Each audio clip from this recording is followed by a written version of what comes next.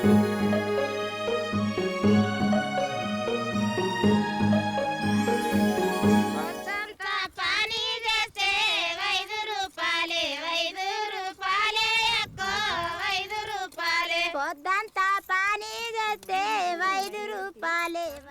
1988. Two successive devastating droughts had swept across the Deccan. This had broken the back of the people in this region. The land had been left unattended for years and had turned fallow. The word agriculture had been almost forgotten by the communities. The leaders of the DDS Sanghams met to find a way out of this deep distress they were in. Their Sanghams had focused on food security for a long time. They were helping their 3,000 members to access loans to purchase their monthly ration. Sometimes they would also make wholesale grain purchases from the market at cheap price and distribute among the members.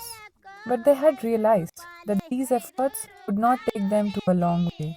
Market dependence could only be a patchwork solution and not a long-term one. The only way out was to produce their own food. There was no other option.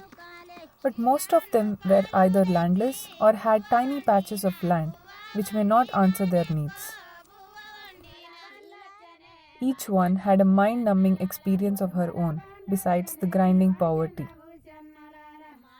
I used to carry a head load of fodder after day-long labor to the landlord's house.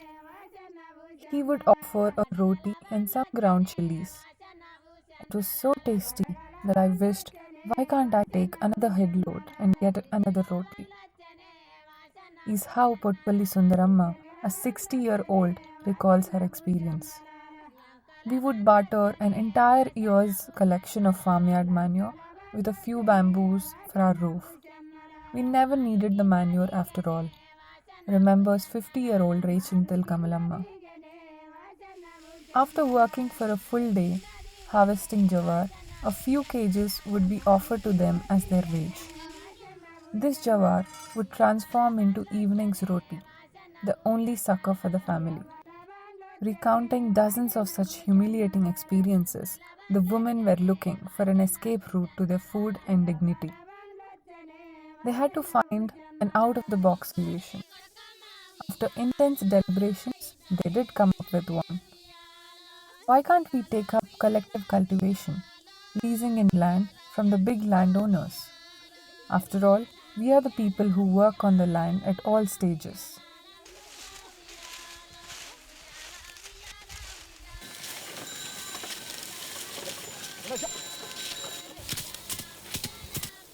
Their determination was grim. What resulted was a landmark initiative by the women. This completely altered their way of life. Together, in groups ranging from 10 to 50, they formed themselves into lease groups and started negotiating with landowners to lease in lands to them. Starting from 1988, they systematically went about leasing in farmland for their food sustenance and gradually became the most successful land managers in the area. Groups of them would lease in land between 5 acres up to even 100 acres. It would cost them around 300 to 500 rupees per acre per year at those times when the land market was not expensive. Each one in the group would contribute her share of money and at times would also borrow from their Sanghams. Though money was the prime factor in the transaction, money was not everything.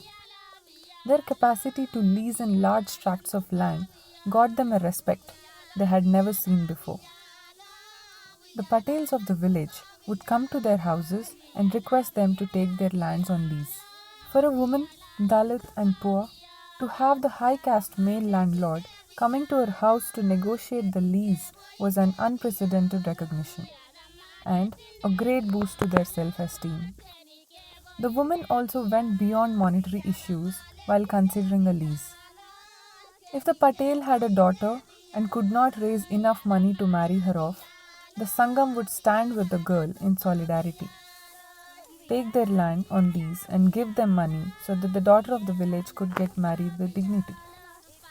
If there was a poor landowner who was sinking into the debt trap, the Sangam would lease in his land and help him escape the loan sharks. Such humane actions got them a special status in the village community. Once the land was leased in, they would share all the work: ploughing, sowing,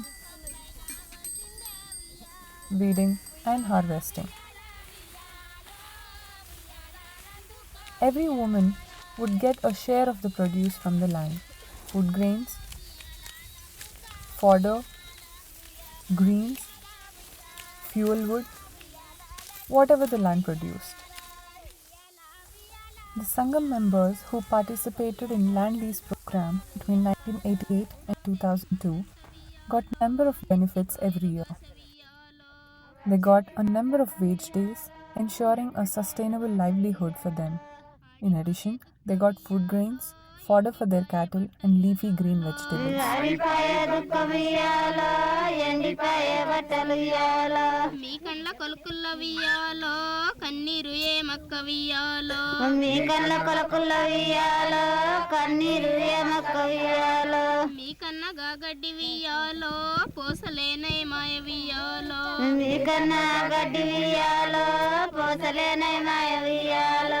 భూమిలేని పేదలంతా కౌలు భూములు కట్టుకొన్నారు. భూమిలేని పేదలంతా కౌలు భూములు కట్టుకొన్నారు. తిండి తిప్పలు తెచ్చుకొన్నారా.